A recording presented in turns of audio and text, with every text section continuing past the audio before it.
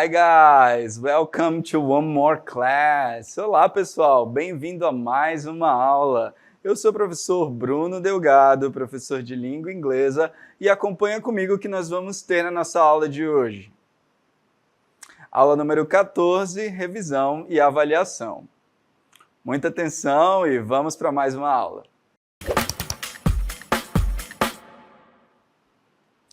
Muito bem, então nós vamos começar a nossa aula de hoje revendo algo bastante importante no nosso aprendizado de língua inglesa, que são os pronomes de sujeitos, os chamados subject pronouns. Então vamos ver, acompanha comigo essa definição de subject pronouns. Os subject pronouns, eles são pronomes que exercem a função de sujeito na oração, representando pessoas, animais ou coisas que realizam a ação verbal. Ou seja, pense assim, são pronomes que funcionam como sujeito.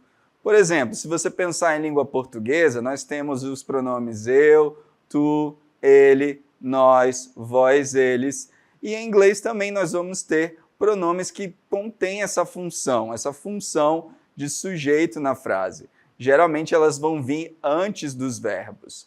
Vamos relembrar quais são esses subject pronouns, esses pronomes de sujeito? Eles estão aqui ao meu lado, você está vendo. Então, são os pronomes I, que significa eu, you, que significa você, he, que significa ele, she, que significa ela. Então, esses são os pronomes pessoais, nós temos a continuação aqui. O it significa ele ou ela, mas atenção, ele é utilizado para coisas, objetos em geral, ou animais, tá bom? Então você utiliza o pronome it. Você tem o pronome we, que significa nós, you, veja que o you repetiu aqui, né? Porque o you ele pode ser utilizado tanto no singular quanto no plural, ok? Então nós também temos o pronome they, que significa eles ou elas. Vamos rever todos novamente? Então, nós começamos ali do pronome I, então nós temos I, eu, né? You, você, he, ele, she, para ela. Aí nós temos o it, que é ele ou ela para coisas, objetos e animais. Por exemplo, se eu disser it is blue, eu posso estar me referindo a uma coisa, né? Por exemplo, a caneta é azul. Eu quero dizer que ela é azul. It is blue. We, que significa nós, you, vocês, they, eles ou elas, no plural, ok? Então, nós temos os pronomes de sujeito que funcionam como sujeito na frase. Se nós temos pronomes que funcionam como sujeito da frase, nós também temos os pronomes que funcionam como objeto da frase. Nós temos object pronouns, você já deve estar familiarizado com eles. Vamos ver rapidamente uma definição breve aqui. São pronomes usados para substituir o objeto da frase, ou seja, a pessoa ou coisa que recebe a ação do verbo. Uma diferença aqui para o pronome de sujeito é que eles aparecem depois do verbo ou depois das preposições. Eu quero que você acompanhe um quadro comparativo que eu vou mostrar para você aqui desses pronomes, tá bom? Tanto o pronome de sujeito quanto o de objeto. Veja só, então aqui mais uma vez nós temos os pronomes de sujeito aqui, os subject pronouns. I, you, he, she.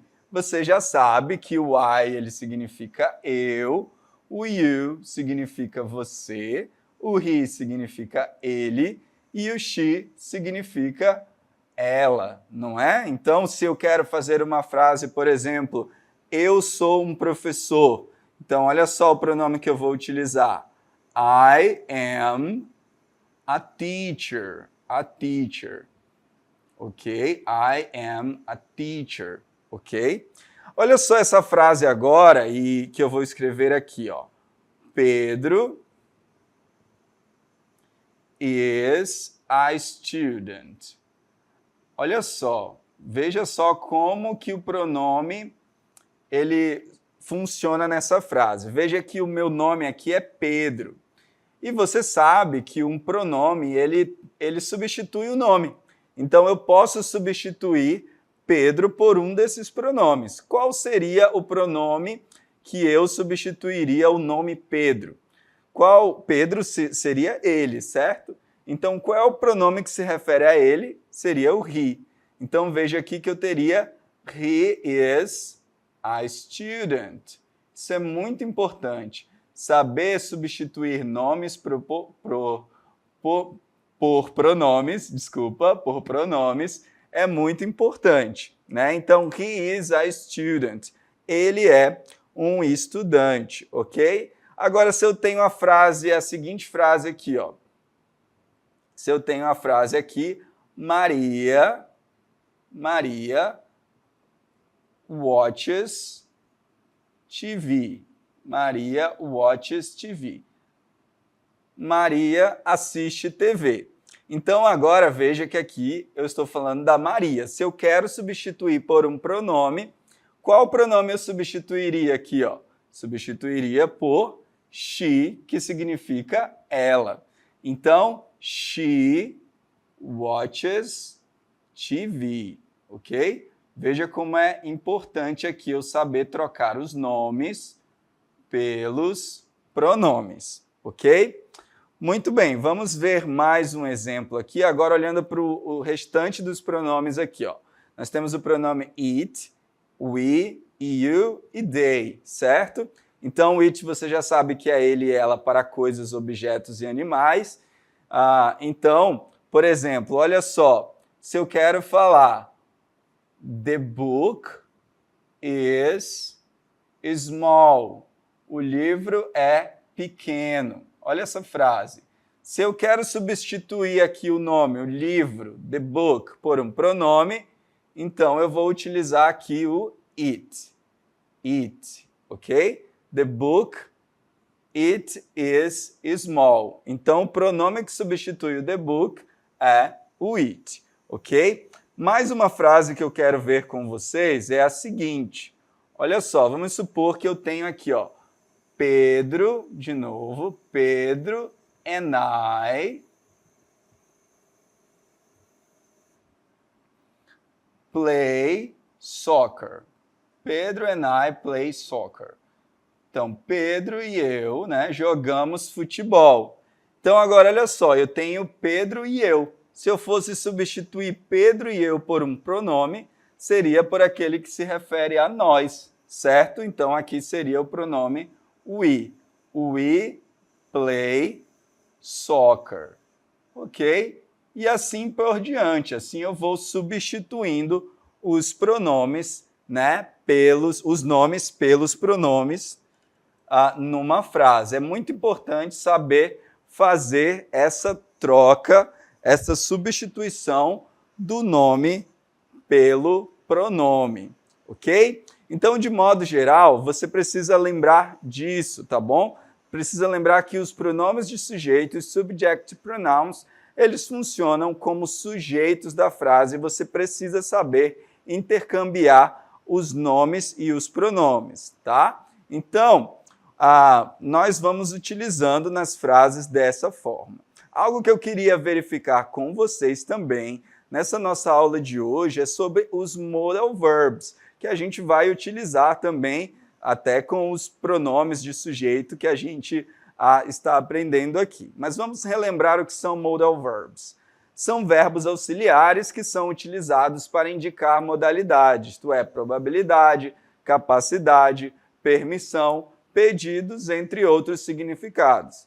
Diferentemente dos verbos comuns, eles não mudam de forma de acordo com o sujeito e sempre são seguidos pela forma base do verbo principal. Então, algo que eu quero destacar com você aqui é que eles não mudam de forma de acordo com o sujeito. Então, se o sujeito é I, you, he, she, it, ele não vai mudar o verbo como acontece muitas vezes com outros verbos. Veja aqui, por exemplo, o verbo modal can. Vamos ver como que funciona a estrutura dele nas frases afirmativas e você vai entender melhor o que eu quero dizer. Veja a estrutura do verbo modal can. Você tem aqui na estrutura sujeito, o verbo modal, o can, e o verbo na sua forma base, mais o complemento. Como está aí na frase, I can swim. Eu sei nadar. Agora o pronome vai mudar. Olha na segunda frase. You can play the guitar. You can play the guitar. Veja que o pronome mudou, mas o verbo continua can. Ele não muda, ok? Então, ó, você sabe tocar guitarra. Você consegue tocar guitarra, no caso não, né? Violão aqui. Não vamos confundir aqui. Se eu quero dizer guitarra, eu tenho que falar electric guitar, ok? Então, uma outra frase, he can drive a car.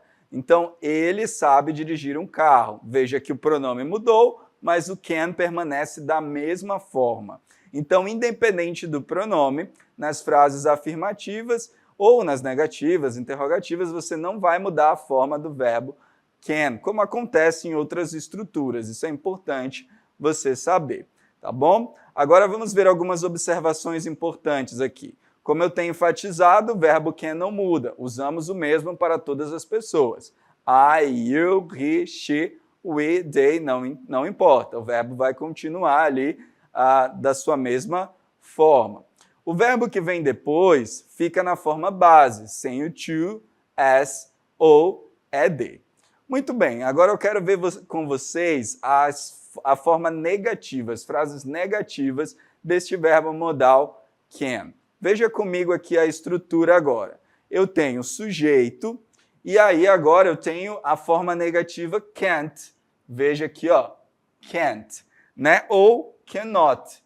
Então, veja que o que eu tenho aqui é o acréscimo da palavra not no verbo modal can. Então, aqui eu tenho a forma contraída, a short form, a forma curta, ou a forma mais longa. Essa daqui, o can't, é mais utilizada em contextos informais, principalmente na fala, e o cannot, mais frequentemente usado na forma formal e em textos escritos. Então, você tem sujeito, can't ou cannot, verbo na sua forma base e o complemento. Olha a frase aqui, ó. Sujeito, né? I can't swim. Eu não sei nadar. Você tem o can't e aqui você tem o verbo na sua forma base aqui, ó, o swim. Eu não sei nadar, ok? Então você tem aqui essas formas. Aqui, ó, he can't drive a car. He can't drive a car. Ele não sabe dirigir um carro. He can't. Perceba que na negativa eu vou utilizar aqui o can't, ok? Não esquece, tá bom? Aqui, ó, we can't speak French. Nós não sabemos falar francês. Nós não sabemos falar francês. Então, veja que, mesmo mudando os pronomes aqui também, eu não mudo a forma do can't. Então, é dessa maneira que eu faço uma frase negativa, ok? Algumas coisas importantes aqui. O can't, como eu disse, é a forma contraída ou a forma curta de cannot. As duas estão corretas, ok? As duas estão corretas. Então, vamos ver também aqui as frases interrogativas. Você tem aqui, ó, can you swim? É uma pergunta. Can you swim? Então, veja que o can agora ele foi para antes do sujeito. O can aqui ele vem antes do sujeito, tá? Olha só, o sujeito está aqui e eu estou utilizando o can antes dele. Então, a pergunta é, você sabe nadar? Can you swim? Então, a estrutura da frase interrogativa é o can, o sujeito, o verbo na forma base e se tivermos o complemento com o ponto de interrogação. Can you swim? Você consegue nadar? Você sabe nadar? Ou, can he drive a car? Ele sabe dirigir um carro?